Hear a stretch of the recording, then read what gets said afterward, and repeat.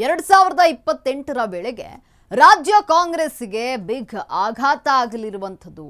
60ಕ್ಕೂ ಹೆಚ್ಚು ಕಾಂಗ್ರೆಸ್ನ ಶಾಸಕರು ಬಿಜೆಪಿ ಸೇರ್ಪಡೆಯಾಗ್ತಾರಾ? ಇದರಿಂದ 2028ರ ವೇಳೆಗೆ ರಾಜ್ಯ ಕಾಂಗ್ರೆಸ್ಗೆ ಬಿಗ್ ಆಘಾತ ಆಗುತ್ತಾ ಅನ್ನುವಂಥ ಪ್ರಶ್ನೆ ಇದೆ. ನೋಡಿ, 2028ರ ಚುನಾವಣೆಗೆ ಈಗಾಗಲೇ ಸಾಕಷ್ಟು ತಯಾರಿಗಳಾಗ್ತಾ ಇದೆ. ಕಾಂಗ್ರೆಸ್ನ 60 ಶಾಸಕರು ಬಿಜೆಪಿಯನ್ನ ಸೇರಲಿದ್ದಾರಾ?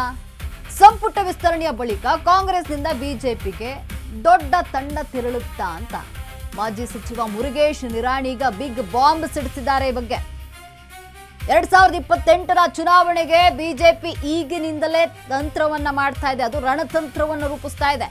ಕಾಂಗ್ರೆಸ್ ಅಸಮಾಧಾನಿತರಿಗೆ ಬಿಜೆಪಿಯಿಂದ ಆಹ್ವಾನವನ್ನ ನೀಡಲಾಗ್ತಾ ಇದೆಯಾ? ಕಾಂಗ್ರೆಸ್ನ ಅಸಮಾಧಾನಿತರು ನಮ್ಮ ಸಂಪರ್ಕದಲ್ಲಿದ್ದಾರೆ. ಕಾಂಗ್ರೆಸ್ನ ಕೆಲ ನಾಯಕರು ಬಿಜೆಪಿ ಸೇರ್ಪಡೆಯಾಗಲಿದ್ದಾರೆ.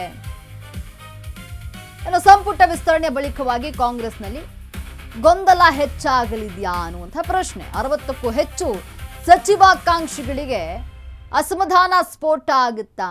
ಕಾಂಗ್ರೆಸ್ನ ಹಿರಿಯ ಶಾಸಕರು ಬೆಳವಣಿಗೆಯನ್ನ ಗಮನಿಸ್ತಾ ಇದ್ದಾರೆ.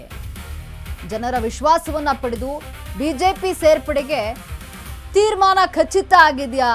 ಸರ್ಕಾರ ಬೀಳಲಿ ಎಂಬುದು ನಮ್ಮ ಉದ್ದೇಶವಲ್ಲ, ಎಲ್ಲರಿಗೂ ಸಚಿವ ಸ್ಥಾನ ಸಾಧ್ಯವಿಲ್ಲ. ನಿರಾಣಿ ಎಚ್ಚರಿಕೆಯ ಒಂದು ಹೇಳಿಕೆಯನ್ನ ನೀಡಿರುವಂಥದ್ದು. ನಿರಾಣಿ ಹೇಳಿಕೆಯಿಂದ ಈಗ ರಾಜ್ಯ ರಾಜಕೀಯದಲ್ಲಿ ಹೊಸ ಸಂಚಲನ ಮೂಡ್ತಾ ಇದೆ. ನೋಡಿ, 2028ರ ಚುನಾವಣೆಗೆ ಬಿಜೆಪಿ ಈಗಾಗಲೇ ಒಂದು ರಣತಂತ್ರವನ್ನ ರೂಪಿಸಲು ಮುಂದಾಗ್ತಾ ಇರುವಂಥದ್ದು. 60ಕ್ಕೂ ಹೆಚ್ಚು ಕಾಂಗ್ರೆಸ್ನ ಶಾಸಕರು ಬಿಜೆಪಿ ಸೇರಲಿದ್ದಾರಾ?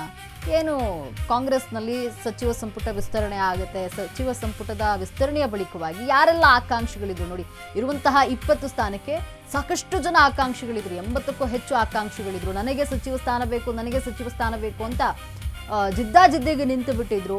ಈಗ ಕಾಂಗ್ರೆಸ್ಗೆ ಅದು ತಲೆನೋವಾಗ್ಬಿಟ್ಟಿತ್ತು, ಯಾರನ್ನ ಸಚಿವರು ಮಾಡಬೇಕು ಅಂತ. ಕೊನೆಗೆ ಈಗ ಒಂದು ಅಂತಿಮ ಪಟ್ಟಿ ಫೈನಲ್ ಆಗಿದೆ. ನಾಳೆ ಒಂದು ಪ್ರಮಾಣ ವಚನ ಆಗಲಿರುವಂಥದ್ದು.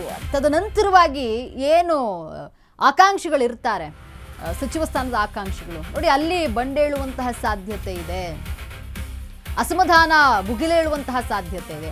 ಇದನ್ನೇ ಪ್ಲಸ್ ಪಾಯಿಂಟ್ ಮಾಡಿಕೊಳ್ಳುತ್ತಾ ಬಿಜೆಪಿ. ಅಂದರೆ ಯಾರೆಲ್ಲ ಸಚಿವಾಕಾಂಕ್ಷಿಗಳಿರ್ತಾರೆ, ಅಸಮಾಧಾನರಾಗಿರ್ತಾರೆ, ಅಂಥವರನ್ನ ತನ್ನತ್ತ ಸೆಳೆಯಲು ಬಿಜೆಪಿ ಪ್ಲಾನ್ ಮಾಡ್ತಾ ಇದೆಯಾ?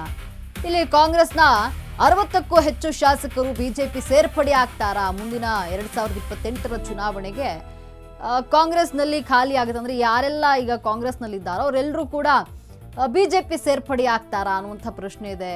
ಯಾಕಂದರೆ ನಿರಾಣಿ ಈಗ ಅಚ್ಚರಿಕೆಯ ಒಂದು ಹೇಳಿಕೆಯನ್ನು ನೀಡಿದ್ದಾರೆ. ಅಂದರೆ ಏನು ರಾಜ್ಯ ರಾಜಕೀಯದಲ್ಲಿ ಹೊಸ ಸಂಚಲನ ಮೂಡಿಸಿರುವಂಥದ್ದು ನಿರಾಣಿರವರ ಹೇಳಿಕೆ. 60ಕ್ಕೂ ಹೆಚ್ಚು ಶಾಸಕರು ಬಿಜೆಪಿ ಸೇರ್ಪಡೆ ಆಗ್ತಾರೆ, ಏನು ಸಂಪುಟ ವಿಸ್ತರಣೆ ಆದ ಬಳಿಕ ಅಂತ ಅವರು ಒಂದು ಅಚ್ಚರಿಯ ಹೇಳಿಕೆ ನೀಡಿದ್ದಾರೆ. ಯಾಕಂದರೆ ಈಗ ಕಾಂಗ್ರೆಸ್ನಲ್ಲಿ ಆಕಾಂಕ್ಷಿಗಳ ಸಂಖ್ಯೆ ಹೆಚ್ಚಿದೆ ಸಚಿವ ಸ್ಥಾನಕ್ಕಾಗಿ. ಈಗ ಒಬ್ರಿಗೆ ಕೊಟ್ಟರೆ ಒಬ್ರಿಗೆ ಮುನಿಸಾಗುತ್ತೆ, ಪಕ್ಷ ಬಿಟ್ಟು ಹೋಗ್ತಾರಾ, ಇವರನ್ನೆಲ್ಲನೂ ಒಗ್ಗೂಡಿಸ್ಕೊಂಡು ಸರ್ಕಾರವನ್ನು ಮುನ್ನಡೆಸಬೇಕಾಗುತ್ತೆ. ಇದನ್ನ ಕಾಂಗ್ರೆಸ್ ಹೇಗೆ ನಿಭಾಯಿಸುತ್ತೆ, ಡಿ ಕೆ ಶಿವಕುಮಾರ್ ಹೇಗೆ ನಿಭಾಯಿಸ್ತಾರೆ ಅನ್ನುವಂಥದ್ದೇ ದೊಡ್ಡ ಪ್ರಶ್ನೆ ಆಗಿರುವಂಥದ್ದು. ಇಲ್ಲಿ 2028ರ ಚುನಾವಣೆಗೆ ಬಿಜೆಪಿ ಈಗಲಿಂದಲೇ ರಣತಂತ್ರವನ್ನು ರೂಪಿಸ್ತಾ ಇರುವಂಥದ್ದು. 60 ಜನ ಶಾಸಕರು ಬಿಜೆಪಿಯನ್ನು ಸೇರ್ಪಡೆ ಆಗ್ತಾರೆ ಅಂತ ನಿರಾಣಿಲಿ ಒಂದು ಬಾಂಬ್ ಸ್ಫೋಟ ಮಾಡಿದ್ದಾರೆ, ಒಂದು ಹೇಳಿಕೆಯನ್ನು ನೀಡಿ. ಕಾಂಗ್ರೆಸ್ನ ಕೆಲ ನಾಯಕರು ಬಿಜೆಪಿ ಸೇರ್ಪಡೆ ಆಗ್ತಾರೆ ಅಂತ.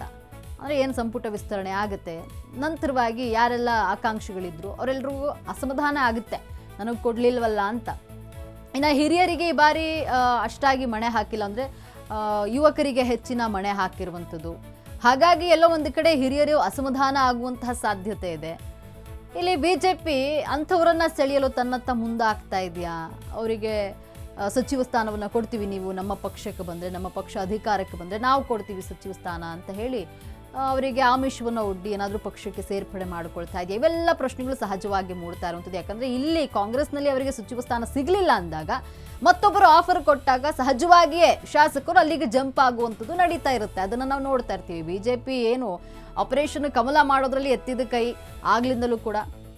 ಇಲ್ಲೂ ಅದೇ ಕತೆ ಆಗುತ್ತಾ? ಈಗಲೂ ಆ ಕಥೆಯನ್ನು ಮುಂದುವರಿಸುತ್ತಾ ಬಿಜೆಪಿ ಅಂತ? ಸರ್ಕಾರವನ್ನು ಬೀಳಿಸ್ಬಿಡ್ತಾರಾ ಏನು ಅನ್ನುವಂಥ ದೊಡ್ಡ ಪ್ರಶ್ನೆ ಇರುವಂಥದ್ದು. ಯಾಕಂದ್ರೆ ನಿರಾಣಿ ಈಗ ಬಾಂಬ್ ಸಿಡಿಸಿರುವಂಥದ್ದು, ಕಾಂಗ್ರೆಸ್ನ 60 ಶಾಸಕರು ಬಿಜೆಪಿಗೆ ಸೇರ್ಪಡೆ ಆಗ್ತಾರೆ ಅಂತ. ಸಚಿವ ಆಕಾಂಕ್ಷಿಗಳಾಗಿದ್ದಾರೆ ಕಾಂಗ್ರೆಸ್ನ ಶಾಸಕರು. ಇನ್ನು 80ಕ್ಕೂ ಹೆಚ್ಚು ಶಾಸಕರಿರುವಂಥದ್ದು, ಆಕಾಂಕ್ಷಿಗಳು ಇರುವಂತಹ 20 ಸ್ಥಾನ ಅಷ್ಟೇ ಸಚಿವ ಸ್ಥಾನ ಇರುವಂಥದ್ದು. ಅದಕ್ಕೆ 80 ಜನ ಡಿಮ್ಯಾಂಡ್ ಮಾಡ್ತಿದ್ದಾರೆ, ನನಗೆ ಕೊಡಿ ಅಂತ. ಹಿರಿಯರು ನಮಗೆ ಕೊಡಿ ಅಂತ ಹೇಳ್ತಾ ಇರುವಂಥದ್ದು. ಇನ್ನು ಏನು ಯುವಕರು ಏನಿದ್ದಾರೆ ಅವರು ನಾವು ಪಕ್ಷ ಸಂಘಟನೆ ಮಾಡ್ತೀವಿ, ನಮಗೆ ಮಣೆ ಹಾಕಿ ಅಂತ ಕೇಳ್ತಾ ಇರುವಂಥದ್ದು. ಇದು ಹೈಕಮಾಂಡ್ ಈಗ ಕೊನೆಗೂ ಒಂದು ಪಟ್ಟಿಯನ್ನು ಫೈನಲ್ ಮಾಡಿದೆ. ನಾಳೆ ಸಂಪುಟ ವಿಸ್ತರಣೆ ಆಗತ್ತೆ. ಸಂಪುಟ ವಿಸ್ತರಣೆ ಆದ ನಂತರವಾಗಿ ಇದೆಯಲ್ಲ, ಅದೇ ಕುತೂಹಲಕಾರಿಯಾಗಿರುವಂಥದ್ದು. ಯಾಕಂದರೆ ಅಸಮಾಧಾನಗೊಳ್ತಾರೆ ಆಗ ಆಕಾಂಕ್ಷಿಗಳು ಯಾರಿರ್ತಾರೆ, ನನಗೂ ಸಿಗಬಹುದು ಅನ್ನುವಂಥ ನಿರೀಕ್ಷೆಯಲ್ಲಿದ್ದಾರೆ. ಈಗೇನು ಪಟ್ಟಿ ಸಸ್ಪೆನ್ಸಲ್ಲೇ ಇದೆ, ಸಚಿವರ ಪಟ್ಟಿ ಏನಿದೆ ಅದು ಸಸ್ಪೆನ್ಸಲ್ಲಿದೆ, ಇನ್ನು ಅದನ್ನು ಬಿಡುಗಡೆ ಮಾಡಿಲ್ಲ. ಹಾಗಾಗಿ ಆಕಾಂಕ್ಷಿಗಳಲ್ಲಿ ಕುತೂಹಲ ಹೆಚ್ಚಿರುವಂಥದ್ದು. ನನ್ನ ಹೆಸರೇನಾದ್ರೂ ಪಟ್ಟಿಲಿ ಇದೆಯಾ ಇಲ್ವಾ ಅನ್ನುವಂಥ ಟೆನ್ಷನ್ ಕೂಡ ಸಚಿವರಿಗಿರುವಂಥದ್ದು, ಇನ್ನು ಅವರಿಗೆ ಶಾಸಕರಿಗಿರುವಂಥದ್ದು. ಒಂದು ವೇಳೆ ಆ ಪಟ್ಟಿಯಲ್ಲಿ ಅವರ ಹೆಸರು ಇಲ್ಲ ಅಂತಂದರೆ ಅಸಮಾಧಾನಗೊಳ್ಳುವಂತಹ ಸಾಧ್ಯತೆ ಇದೆ. ಅಸಮಾಧಾನ ಆದವರು ಪಕ್ಷವನ್ನು ಬಿಡ್ತಾರಾ, ಬಿಜೆಪಿ ಸೇರ್ತಾರಾ ಅನ್ನುವಂಥ ಪ್ರಶ್ನೆ ಇದೆ.